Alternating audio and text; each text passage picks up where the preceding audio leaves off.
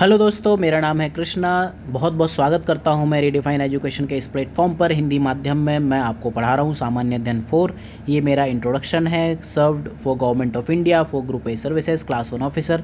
काफ़ी सारे classified projects के लिए काम किया, जिसमें आप इंटरनेशनल रिलेशन, सिक्योरिटी और भी कई सारी चीज़ें शामिल कर सकते हो। देन 22 की एज में क्वालिफाई करके finally I resigned and this is about me. GS4 में मेरे जो स्कोर हैं अराउंड 100 के आसपास रहे हैं, चाहे टॉपर्स के स्कोर 85 आए हों, चाहे 22 आए हों। लास्ट लेक्चर में हमने मानवीय मूल्यों की बात की थी। मूल्य हमने देखे थे कहाँ कहाँ हैं सिलेबस में। मूल्य जैसे कि आपको यहाँ दिख रहे हैं, बुनियादी मूल्य यहाँ है, और जहाँ जहाँ भी लिखे हुए उनकी बात की थी। बुनियादी मूल्य जो सिविल सर्विसेज के लिए हैं, पब्लिक सर्वेंट, उसमें क्या डिफरेंस होता है मानवीय मूल्यों से। साथ में हमने कुछ मानवीय मूल्य की बात की थी, तो उसी लेक्चर को हम कंटिन्यू करते फिर नेता, सुधारक और प्रशासक वाले टॉपिक पर आएंगे। तो पिछले लेक्चर में हम देख चुके हैं मानवीय मूल्य क्या होता है, सत्य और प्रेम की बात कर चुके हैं। शांति से हम बात करते हैं अब, ठीक है, शांति से ही बात करेंगे। तो this is the website readedu.com। आप यहाँ पर मुझे फॉलो कर सकते हो। IAS Hindi medium, English medium और ऑप्शनल्स के लिए ये वेबसाइट है। All the paid and free courses are available here. तो शांति की बात करते हैं। पीस क्या होती है, ठीक। आप हमेशा कहते हो कि पीस होनी चाहिए, तो पीस है क्या, शांति क्या है, ठीक है। एक तो आपका नाम हो सकता है शांति, कि आप बहुत शांति प्रिय हो, एक वो चीज़ है, तो ये पीजे हो गया, ठीक है। पीस एक्चुअल में क्या चीज़ होती है? संघर्ष की कमी ना हो, संघर्ष की कमी होनी चाहिए, संघर्ष नहीं होना चाहिए, एब्सेंस ऑफ फ्रिक्शन होना चाहिए, ठीक है। साथ में स्वतंत्रता होनी चाहिए। पीस के लिए बहुत ज़रूरी चीज़ है कि आप स्वतंत्र हो, आपके ऊपर किसी और का अधिकार ना हो, आप आज़ाद हो, ठीक है। तो भारत में आप देखते होंगे इंडिपेंडेंस जो स्ट्रगल फॉर फ्रीडम स्ट्रगल था, उस टाइम पर शांति नहीं थी, क्योंकि आप स्वतंत्र नहीं थे। तो फिर शांति एक और रीज़न होता है जो हिंसा के डर से भी उत्पन्न होती है। अगर आपको लगता है कि मतलब आप को दूसरा हिंसा के थ्रू दबा सकता है, तो भी शायद आप शांत हो जाओगे, ठीक है। शांत और शांत में एक डिफरेंस होता है। अगर आपको पता हो तो आप कमेंट सेक्शन में बता सकते हो। I am not very clear, क्योंकि काफ़ी टाइम पहले हिंदी मीडियम पढ़ा है। साथ में एक चीज़ कहूँगा, जो मैं इंग्लिश के टर्म्स आपको यहाँ बताता रहूँ, वो आप अवश्य नोट डाउन करते रहो, ठीक है। तो शांति की अगर हम बात करें तो स्टेबिलिटी तो है, ठीक है, स्टेबिलिटी है, संतुलन है, लेकिन फिर भी गतिशील मानसिक स्थिति है। आज सपोज़ इस लेवल पर आपकी शांति है और कुछ हो गया, तो अब हो सकता है आप इस लेवल पर जाके आपको शांति मिले। आप कॉलेज लाइफ में आपको लगता है कि हाँ डिग्री मिल जाएगी, ये हो जाएगी, आप शांत हो, लेकिन जैसे आप कॉलेज से निकले, अब डिग्री का क्या करोगे? अब आपका जॉब होनी चाहिए, तो आप जॉब के साथ शांत हो गए। अब जॉब मिल गई, अच्छी जॉब होनी चाहिए, उसके बाद पैसा, मतलब हर चीज़ होनी चाहिए। तो शांति हमेशा एक गतिशील, dynamic, stability plus dynamic equilibrium होना चाहिए। शांति हमेशा, कभी भी लाइफ है, लाइफ इज़ अबाउट डायनामिज़म। लाइफ अगर आप डायनामिज़म फॉलो नहीं करते हो, तो फिर कुछ भी आप अच्छा नहीं कर सकते हो। शांति में अगर बात करें, सभी सकारात्मक मूल्यों का एक साथ प्रभावी ढंग से कार्य करने का परिणाम है। मतलब जितने भी पॉजिटिव वैल्यूज़ हैं, अगर वो एक साथ काम करती हैं, तो फिर बहुत हाई चांसेस हैं कि शांति होगी। क्योंकि अगर सपोज़ मैं आपको अगर मूल्य में एक बात बताऊँ, इंटीग्रिटी नहीं है, आप करप्ट हो, या फिर आपने झूठ बोल दिया, या फिर आपने सामने वाले को टॉलरेंस नहीं दिखाई, तो फिर शांति नहीं होगी। यार सपोज़ रोड एक्सीडेंट हो गया, अब आप वहाँ से निकल रहे हो, तो जो बंदा घायल पड़ा है वो आने जाने वालों से एक उम्मीद रखेगा, एक्सपेक्टेशन रखेगा कि मेरे लिए कुछ करें। सपोज़ आपने उसके लिए कुछ नहीं करा, तो जैसे ही वो बंदा ठीक होकर आएगा, उसका फिर दुनिया से विश्वास उठ जाएगा, और फिर इन फ्यूचर हो सकता है वो भी उसी तरह से रिएक्ट करने लगे। तो आपको ये ध्यान रखना पड़ेगा, सभी सकारात्मक मूल्य एक साथ प्रभावी ढंग से कार्य करने चाहिए। रोड एक्सीडेंट का मैंने एग्जांपल क्यों लिया? क्योंकि अभी 2-3 साल पहले UPSC ने केस स्टडी पूछी थी रोड एक्सीडेंट में, कि सपोज़ आपका UPSC का इंटरव्यू है, आप पहली बार ज़िंदगी में जैसे तैसे इंटरव्यू तक पहुँच पाए हो, और आपको रोड पर एक माँ और बच्चे घायल मिले हैं, तो आप क्या करोगे, ठीक है। तो शांति वहाँ ज़रूरी थी। शांति अगर है तो आपके लिए क्या होगा? हिंसा नहीं होगी, गड़बड़ी नहीं होगी, अपराध और युद्ध ये चीज़ें नहीं होंगी obviously.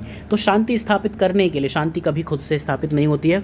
Man is social animal, लेकिन क्या है?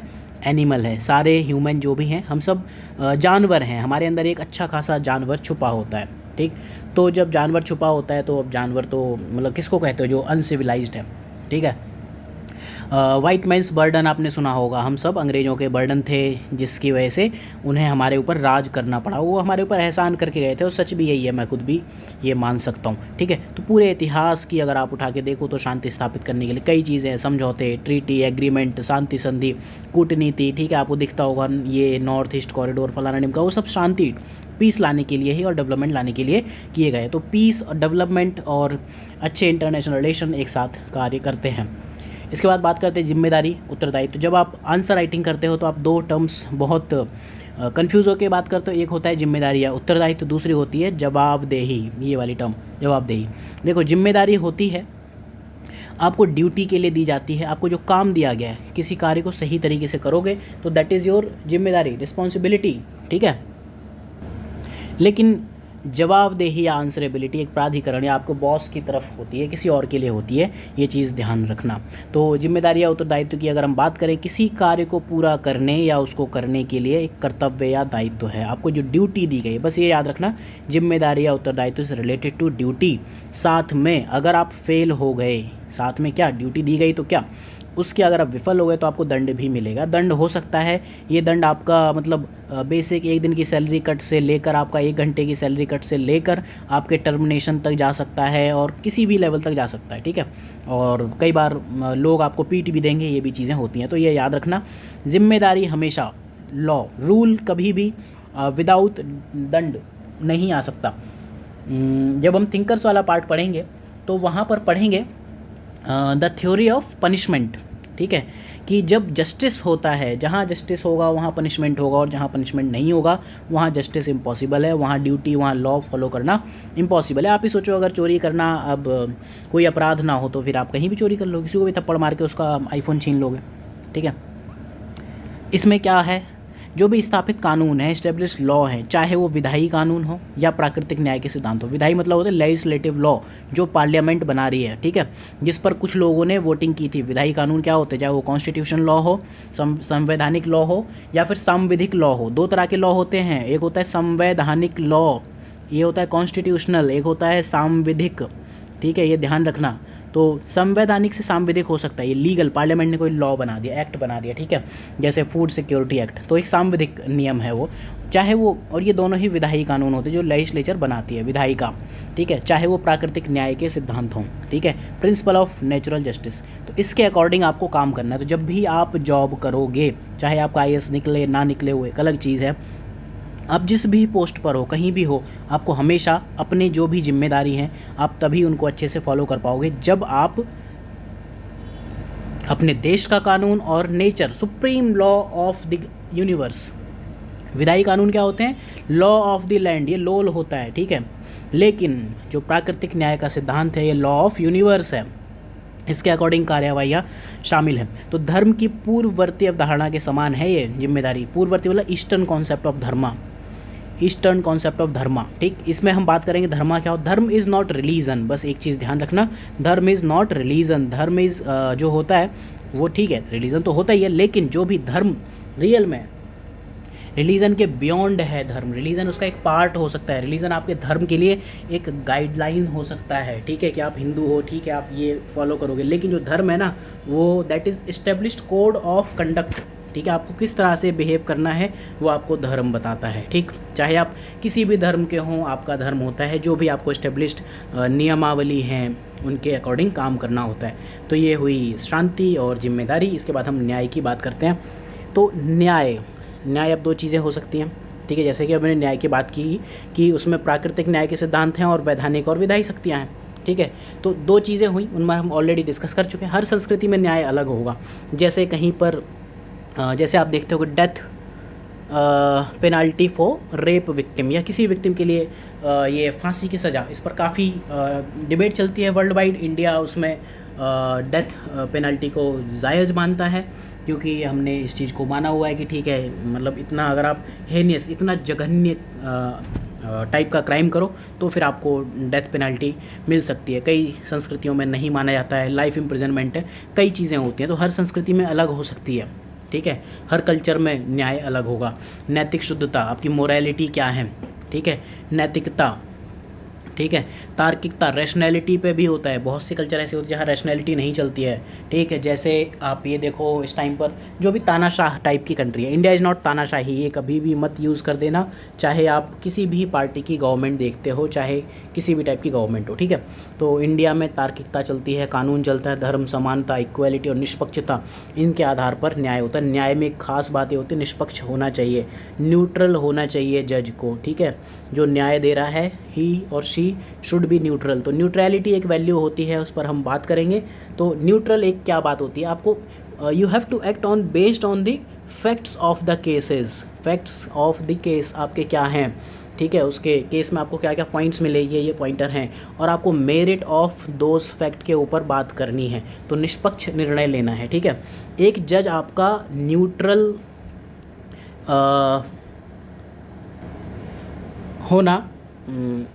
होना चाहिए, तब आप एक अच्छे जज बन पाओगे, ठीक है। समानता और समता, इक्विटी एंड इक्वालिटी, ये होता है इक्विटी, ये होता है इक्वालिटी।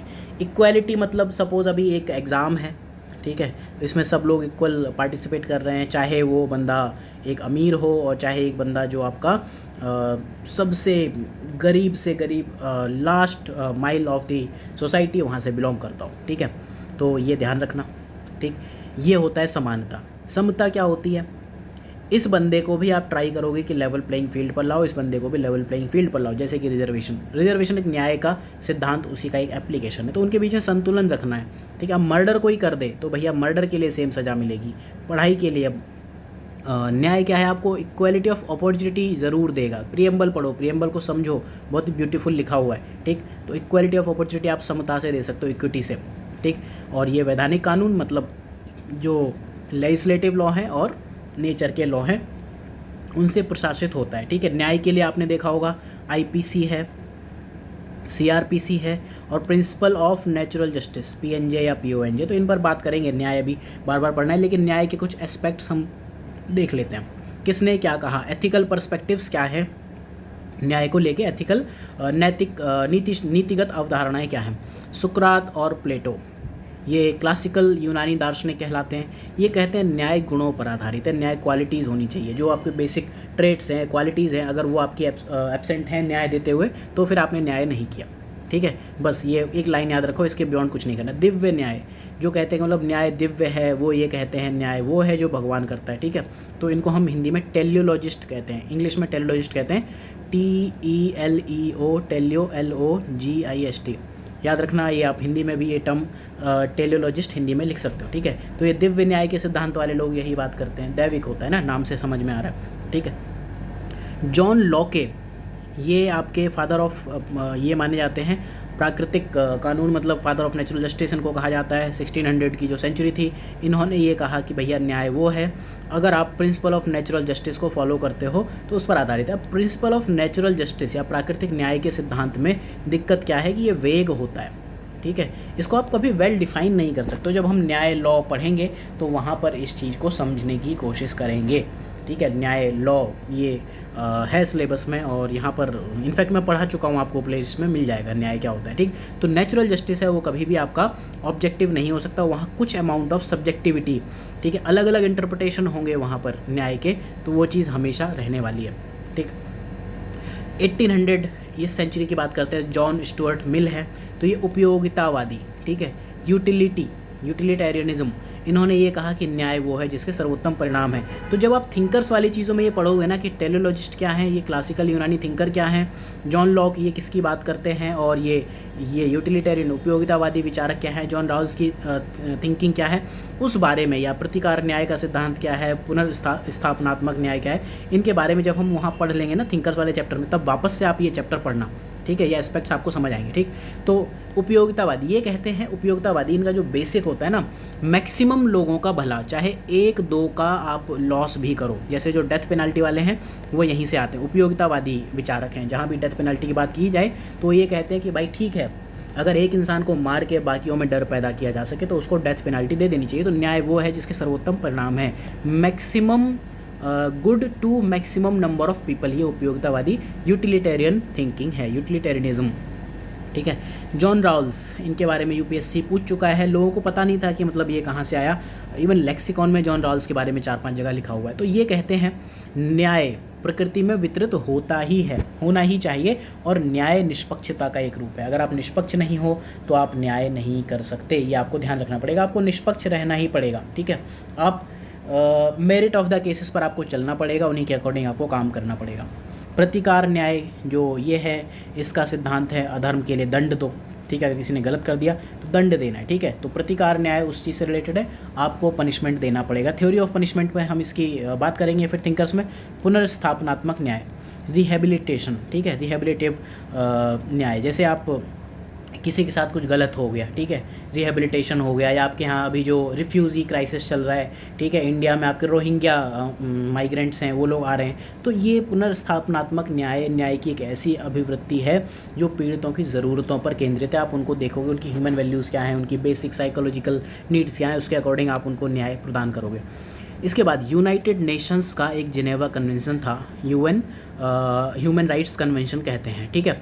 तो इन्होंने क्या किया कि जो शास्त्रीय यूनानी विचार हैं, अब यूनानी विचार क्या कहते हैं कि न्याय की अवधारणा गुणों पर आधारित है, तो इन्होंने कुछ ह्यूमन वैल्यूज़ की बात की और मानवाधिकारों को औपचारिक रूप दिया। वहाँ से जो प्रिंसिपल ऑफ नेचुरल जस्टिस की अगर आप बात करो, उसके लिए सबसे बड़ा डॉक्यूमेंट माना जाता है United Nations, UNHRC, United nation human rights convention, ठीक है। तो ये आपका 1948 का है, ठीक है। मानवाधिकार कन्वेंशन इसे कहते हैं, जिनेवा कन्वेंशन भी कहते हैं। और अहिंसा का जो वैदिक भाव है वो इसको यूज़ करता है। गांधी जी ने भी अहिंसा की बात की, लेकिन गांधी जी अहिंसा कहाँ से लाए? आपके वेदा से, और वेद की जो बात है आज भी आपके जिनेवा कन्वेंशन में वर्ल्ड वाइड चलती है। तो ठीक है, इस टॉपिक में जैसे आपको मैंने बताया था स्टार्टिंग में, मानवीय मूल्य, महान नेता सुधारक और इनके उपदेशों से शिक्षा। तो मानवीय मूल्य क्या होते हैं, कुछ मानवीय मूल्य मैंने समझाने की कोशिश की, और भी अगर आप कभी ऐसे मानवीय मूल्य देखो साल भर में आपको न्यूज़ में दिखे तो उनके बारे में बस इतना ही एक पैराग्राफ लिख लेना। अगले लेक्चर में हम इसकी बात करेंगे, ठीक है, कि ये जो आपके सुधारक हैं इन्होंने क्या क्या बात की है, ठीक है। तो नेता समझने की कोशिश करेंगे, देन प्रशासक समझेंगे, देन सुधारक समझेंगे, देन प्रबंधन मैनेजमेंट क्या होता है इसको समझेंगे। इसके बाद उनके मानवीय मूल्य की शिक्षाएँ आप क्या क्या ले सकते हो। So thank you for watching, have a good day, that was my time, और थैंक यू मुझे झेलने के लिए। अगर आप चाहो तो रीडिफाइन एजुकेशन आप यहाँ फॉलो कर सकते हो, और 2020 के लिए GS4 का एक कोर्स भी अवेलेबल है। जो लोग मेंस इस बार दे रहे हैं हिंदी माध्यम से, वो लोग ज्वाइन कर सकते हैं। तो thank you for watching, have a good day. Lecture अगर आपको लगे कि कुछ फीडबैक की रिक्वायरमेंट है तो आप कमेंट सेक्शन में ज़रूर बताइएगा।